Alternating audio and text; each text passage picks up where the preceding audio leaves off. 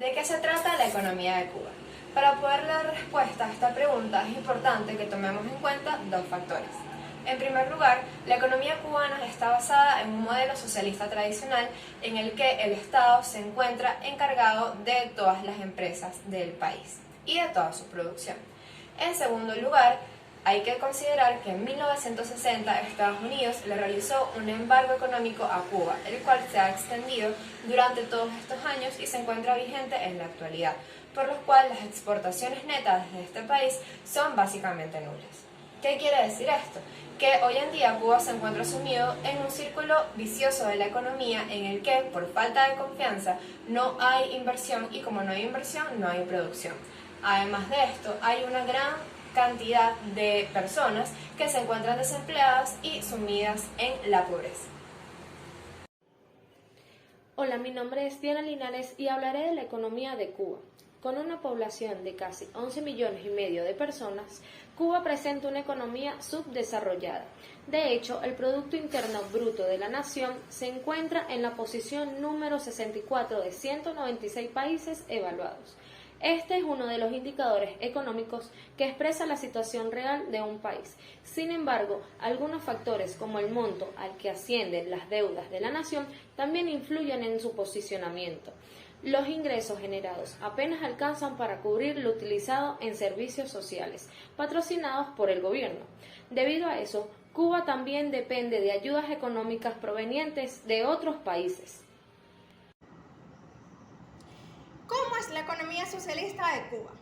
Cuba es el último país occidental donde se mantiene un sistema económico conocido como socialismo real.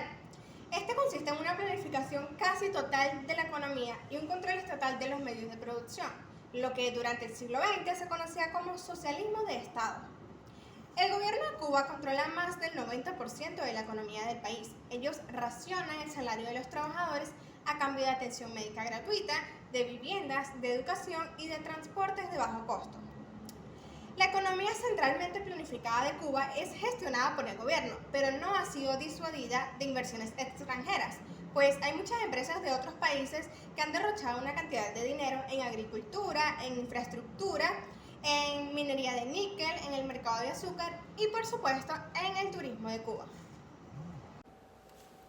Ahora bien, en Cuba es difícil que exista verdaderamente una política económica socialista, por dos razones. La primera, la falta de recursos propios y la segunda, la desincentivación de la población, ya que no hay motivación para los trabajadores puesto que no hay ascenso en los puestos de trabajo, lo que hace que las empresas estatales sean muy poco rentables. De acuerdo a la publicación del Índice de Libertad Económica en el año 2014, se puede evidenciar que Cuba es aún uno de los países con menor autonomía en este aspecto, debido al deterioro de la libertad de comercio, debido al deterioro del aspecto económico, fiscal y monetario. Además de que la empresa privada aún sigue altamente regulada por el Estado. En los años recientes, el gobierno ha tenido que implementar varias reformas para encontrar un balance entre lo que es la política económica socialista actual y las ganas de seguir controlando a la isla. Mi nombre es Camila Fenmayor y voy a hablar sobre el PIB de Cuba. El PIB per cápita es un buen indicador de nivel de vida. En el caso de Cuba, en 2018 fue de 7.470 euros, con el que se sitúa en el puesto 74 del ranking. Sus habitantes tienen un nivel de vida muy bajo comparado con el resto de los 196 países del ranking del PIB per cápita. En cuanto al índice del desarrollo humano o IDH que elaboran las Naciones Unidas para medir el proceso de un país, y que en definitiva no muestra el nivel de vida de sus habitantes. Indica que los cubanos se encuentran en el puesto 74. La pobreza engloba las diferentes carencias que posee un país para la adquisición de ciertos bienes o servicios para el buen vivir del ser humano. En el caso de Cuba existen 4 tipos de pobreza que vendrían siendo la pobreza social, rural, urbana y material. La pobreza social es aquella pobreza que ya existía, pero que de alguna otra manera se intensificó. Son aquellas personas que terminan en situación de calle por no poder obtener buenos productos o servicios por sus medios. La pobreza rural vendría siendo aquella reglas o órdenes que se ponen para mejorar la economía, pero que de alguna otra manera afectan a la zona rural. La pobreza urbana vendría siendo la dificultad de poder mantenerse o coexistir en las zonas urbanas, y la pobreza material vendría siendo la dificultad para poder obtener ciertos bienes o servicios que son de primera necesidad, en el caso de poder mantenerse o de poder adquirir productos de comida o de medicamentos. ¿Por qué este tipo de pobreza? El 70% de la población cubana son trabajadores estatales, a los cuales se les atribuyen sueldos mínimos. Por lo tanto, los bajos sueldos son la principal causa de existencia de personas en riesgo de pobreza. Cuba conserva un mecanismo que incluye un componente de racionamiento y altos costos en los servicios públicos, como luz, agua y aseo público. Esto es un claro ejemplo de inflación reprimida. Situación económica de Cuba en tiempos de COVID.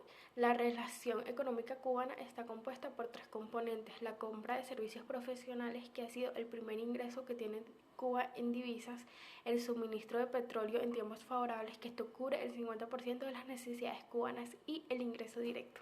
Alcanzaron su máximo en 2013, llegando a 14.600.000, lo cual también disminuyó a la mitad en 2018, llegando así en 2019.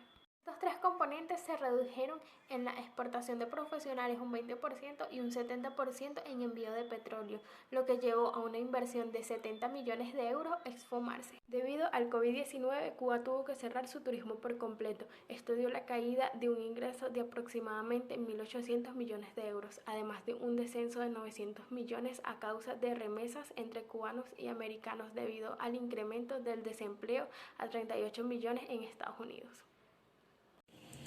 Hay fuertes restricciones financieras para importar medicinas, mascarillas y ventiladores. Sin embargo, pruebas diagnósticas crecieron a 500 diarias por un envío de China de 100.000 test y 10.000 trajes protectores. Ahora el gobierno adoptó medidas sociales para paliar los efectos del COVID-19, como la venta de paquetes de alimentos y productos de aseo a un precio de entre 23 y 27 euros, que equivalen a casi un mes de salario medio en el sector estatal. También la existencia de 70.000 ancianos que viven solos por trabajadores sociales, los cuales les envían comida y también reciben sus pensiones. Y por último, la entrega de mascarillas gratis en asilos de ancianos. La gran interrogante es: ¿cuándo culminará la pandemia para poder reabrir la economía? Existe el gran temor generalizado de que una apertura prematura genere una segunda ola y una recesión peor. Muchas gracias por su atención.